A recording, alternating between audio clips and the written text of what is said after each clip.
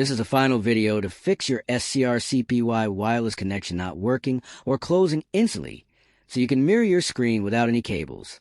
Are you facing a frustrating situation where the window pops up for a split second and then disappears, or simply fails to connect to your phone?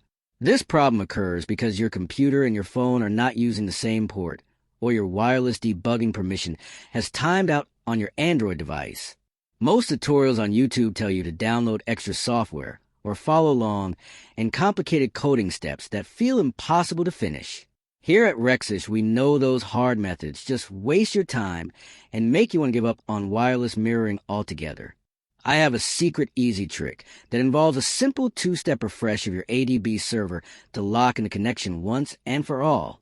This method clears the old digital handshake and forces your phone to stay connected to your PC through your home internet.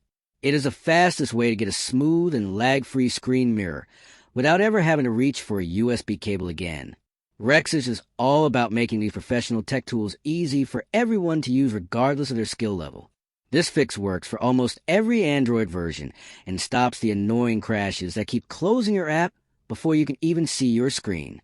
Once you apply this change, your connection will stay solid, and you can control your phone from your computer with total ease.